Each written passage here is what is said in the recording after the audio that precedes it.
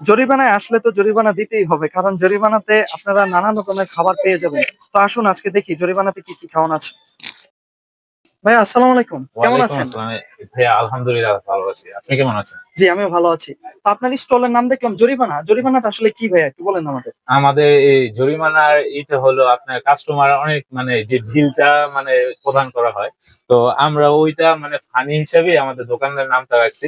যেহেতু বিল বলতে লাগে না।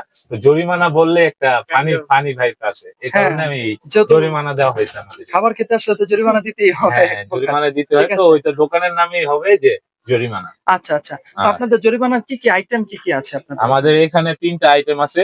আপনার মাসালা চিজ বক্স আছে, স্পেশাল চিজ বক্স আছে আর আমেরিকান মিক্সার আছে।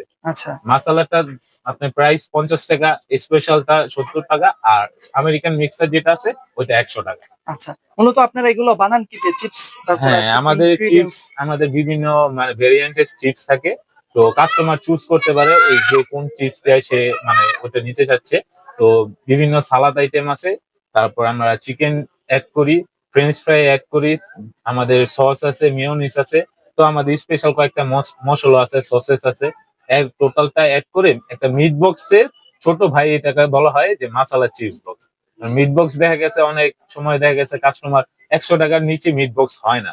তো আমরা ওইটাই চিপস এর মধ্যে রিজনেবল প্রাইস এ ৳৫০ র মধ্যে ওইটা এড করে শুরু করছি। জি, জি। বুঝতে পারছি। জি, হ্যাঁ, হ্যাঁ। চমৎকার। তো ভাই আপনাদের সব লোকেশনটা বলে দিন। আমাদের শর্ট লোকেশনটা হলো আপনার জল্লারপাড়া লেক। আপনার এখানে জল্লারপাড়া লেক বললে লেকের ভিতরে আপনার জরিমানা স্টল বললেই আপনাদের মানে করে মোটামুটি দেবে। হ্যাঁ, বাইরে। হ্যাঁ। ঠিক আছে। মোটামুটি কাস্টমার আসতে পারবে। ভাইয়া খুবই অনার। হ্যাঁ। আপনারা অবশ্যই জল্লারপাড়া আসলে ভাইয়ার দোকানে একবার হলেও ট্রাই করে যাবেন। তো ঠিক আছে ভাইয়া, ভালো থাকবেন, সুস্থ থাকবেন। আল্লাহ হাফেজ।